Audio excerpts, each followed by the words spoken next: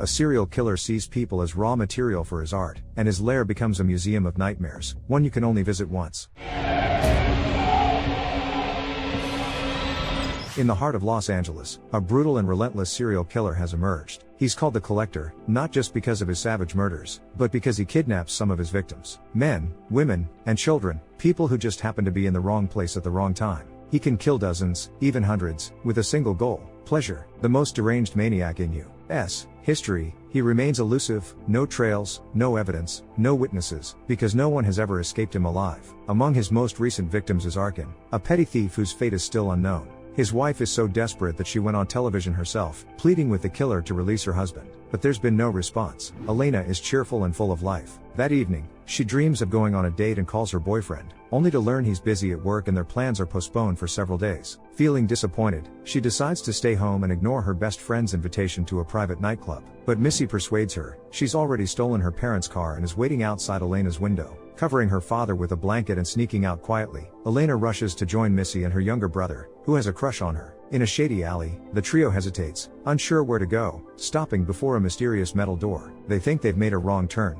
but a menacing man from a nearby building opens the entrance to the private club the moment Elena whispers the password. Inside is everything they could dream of: attractive guys, stunning girls, loud music, and flowing drinks. Free from worries, they drink, dance, and mingle with other guests. The fun, however, ends abruptly when Elena spots her boyfriend with another girl. Furious and unable to forgive the betrayal, she punches him square in the face, breaking his nose, and storms out. She has no idea that a masked maniac is already inside the club, his attention fixed on her, choosing her as his next victim. As she flees from Missy and her younger brother, Elena locks herself in a room, thinking it's just a restroom. But the room is nearly empty, except for a mysterious red box in the center. Hearing a noise from inside, she opens it, and finds a bloodied man sitting within. He grabs her hands and shouts for her to hit the floor. This isn't paranoia, it's a desperate attempt to save her life. Opening the box triggered a trap. A hidden crossbow in the wall fires a bolt straight at them. This event triggers an even more brutal and relentless device, a massive meat grinder in the main hall. Brian is the first to notice it and tries to escape, losing only a finger in the process. The others, dancing carefree and oblivious, barely react, and almost everyone falls victim to the soulless metal machine. Terrified, Elena leaves the room to regroup with her friends, only to discover something even more horrifying has unfolded in the club. Arkin rips the bracelet from her wrist and uses it to unlock his restraints, freeing himself to escape. In the corridor, a few survivors search for a way out but accidentally trigger a tripwire. It activates another trap, a sharp blade that instantly kills several more people. Some of the group huddle together, making a fatal mistake. The Collector uses metal barriers to block their escape. They find themselves trapped in a cage with no way out. A steel ceiling slowly descends, crushing everyone beneath its weight like a press. Face to face with the serial killer and his terrifying leather mask, Elena tries to flee. Surrounded by so many corpses, she falls and calls for Arkin, but he ignores her. He tears the wooden boards from the window, uses Elena's friend's body to smash the glass, and jumps to the street below. Landing on a car from the second floor, he escapes the killer with nothing more than a broken arm. Meanwhile, Elena becomes the new prisoner of the red chest. The killer stuffs her inside, loads the chest into a van, and disappears before the police arrive. Sometime later, Arkin ends up in the hospital. Doctors provide first aid, but he resists, only calming down once painkillers take effect. In his sleep, he relives the horrors of his captivity. The Collector's tortures, the rats in jars gnawing at his stomach, teeth pulled, flesh cut, every cruelty inflicted for the killer's twisted pleasure. Even in the hospital, under police watch, Arkin doesn't feel safe. When he sees a bouquet of roses and the attached note, he realizes the killer is still watching. Fearing for his wife and loved ones, Arkin urges them to pack immediately and flee as far as possible, determined that the Collector will never reach his family. Soon, a mysterious man named Lucillo visits Arkin in his hospital room. He explains that he works for Elena's father and is determined to find and save her. Years ago, Lucillo had caused an accident in which Elena's father broke his leg. The car caught fire, and Elena was trapped, but Lucillo saved her, leaving her with some hearing damage. Now, what matters most is that the serial killer didn't execute her but kidnapped her, giving Lucillo only 48 hours to locate and rescue her. He asks for Arkin's help, promising that the killer will face justice if they succeed. Seeing it as the perfect chance for revenge, Arkin agrees. He starts with a brief briefing and instructs the team to take all available weapons. The group of 5 professionals is ready to storm the killer's lair, but first, they need to know where it is. Arkin had left marks on his hand that serve as a map.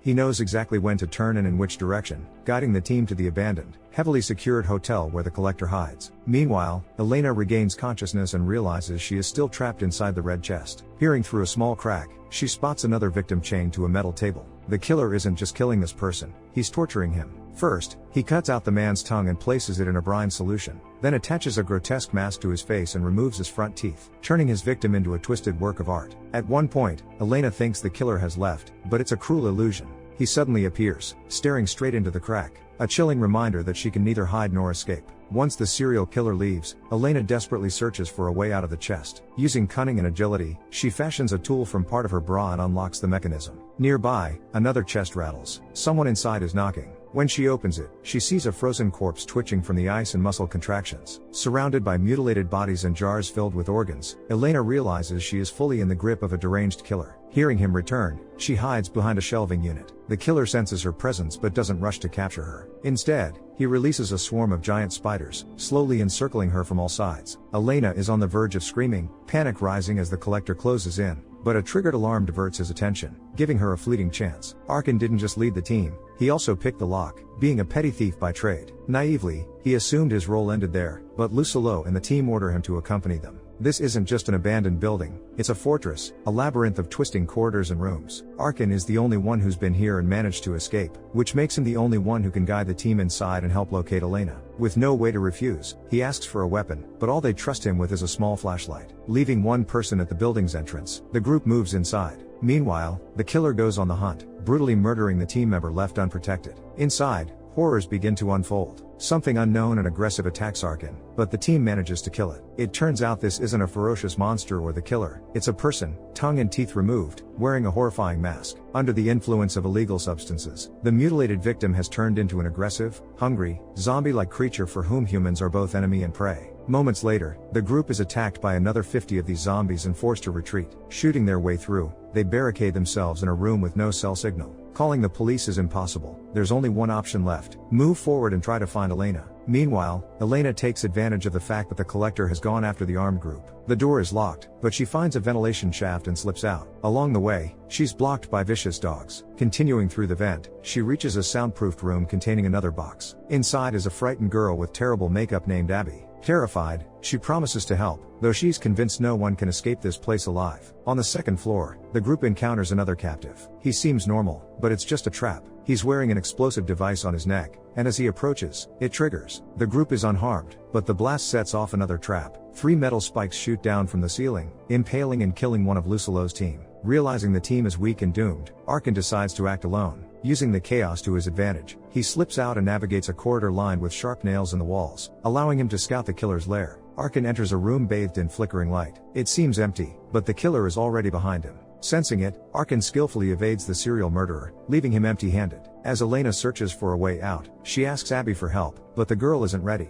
Abby warns her about several traps and taut wires, but it all comes to an end the moment she realizes that her unlucky companion isn't perfect. Elena wears a hearing aid, meaning there's something wrong with her body, marking her for elimination. Reacting aggressively, Abby strikes Elena in the face and raises an alarm, drawing the killer toward them. The moment the collector appears in the hallway, Elena makes a run for it. Knowing he has superior tracking skills, she hides on the pipes with a scalpel clenched between her teeth. The hiding spot isn't perfect, the killer can hear every rustle, but she manages to slip through another ventilation shaft. Meanwhile, Arkin checks every room and accidentally triggers yet another trap. Fortunately, it doesn't harm him, but he discovers an elevator shaft leading down. Hiding from Lucilo's team, Arkin falls into the shaft and finds monsters chained below. Zombie-like humans are ready to leap and devour him, but he musters the strength to escape and climb back up. Soon, Arkin discovers a gallery room filled with twisted works of art. A woman is nailed to the wall, still alive, but he can't help her and is forced to hide. The collector doesn't notice Arkin, but executes the captive anyway because she screams too loudly. Meanwhile, Elena continues to navigate the killer's lair and accidentally loses her hearing aid. It falls onto a bear trap, sensitive to the slightest touch. Acting quickly but carefully, she retrieves it and avoids the traps, hoping to find a way out. At one point, she spots a window leading outside, but bars prevent escape.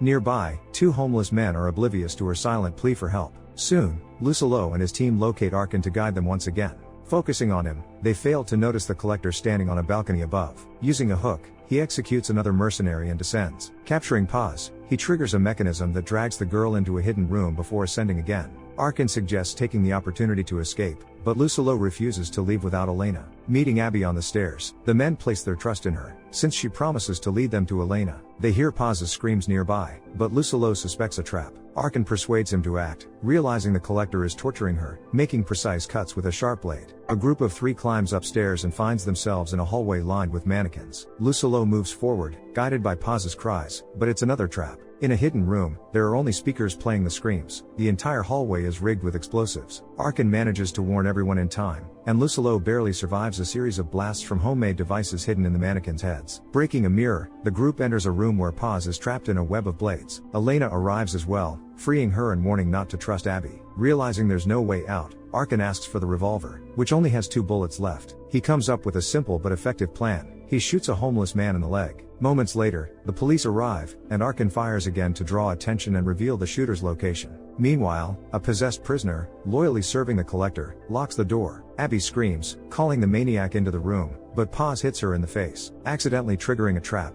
Abby is caught in the Iron Maiden and dies. The maniac bursts into a room with 2 German shepherds and a machine gun, firing wildly. Lucillo shields Elena with his body but is badly wounded. Arkin fights off the dogs, killing them with a flashlight, but Elena falls back into the serial killer's hands. Lucillo accidentally triggers another trap and can't move. If he tries to escape, the cage above him will snap shut and kill him. Only Paz and Arkin can save Elena. Meanwhile, SWAT surrounds the building, assuming the shooter is inside the abandoned hotel. Paz and Arkin find Elena tied up, but it's another trap. As they get too close, a metal cage captures all 3. Arkin wants to kill the collector, but he's just out of reach, less than a meter away. Realizing the police are about to storm his lair, the collector sets the house on fire and lights a fuse leading to barrels of explosive liquid. Knowing the cage can be opened, Arkin asks to break the same hand he injured before. This allows them to release the latch, and Paz sets his damaged hand back in place. With only seconds before the explosion, the trio uses the elevator shaft to descend into the maniac's gallery. Appearing behind them, the collector kills Paz with 2 knives and then attacks Elena and Arkin, determined to leave no survivors. Elena loses consciousness, and Arkin is too weak to fight back. Just when it seems all hope is lost, Lucillo arrives. Using the corpse of a dog, he manages to unlock a trap and confronts the collector for a one-on-one fight. They engage in a brutal knife fight, but Lucillo is defeated. The maniac kills him mercilessly, yet Arkin summons his last strength to wound and beat the collector. Spotting steel gates leading outside, Elena screams for help, hoping the police will rescue them. Officers and rescuers find the entrance and begin cutting through the gates, while Arkin continues pummeling the maniac. He throws the collector down an elevator shaft, previously doused with gasoline, lights a piece of his shirt, and drops it in to set the killer ablaze. Arkin can't get back to Elena due to the burning beam separating them, but she breaks containers of human remains filled with water, dousing the flames enough to save him. Together, they escape as soon as the police clear the door. Later, the police attempt to identify the bodies, and Arkin notices a charred collector mask in one of the boxes, realizing the killer is still alive. Sometime afterward, Arkin tracks down the man known as the Collector, an entomologist whose strange hobby helped him locate the killer's home. Calm and collected, Arkin threatens the maniac with a revolver, then forces him into a specially prepared box. He has no intention of killing the serial killer. Death would be too lenient for his crimes. Trapping him, Arkin promises to make the maniac experience the same fate he inflicted on others. Can violence, no matter how intricate, ever truly be called art, or is giving death an aesthetic form just a way to justify cruelty? Share your thoughts in the comments down below, give this video a like, and don't forget to subscribe. See you in the next one.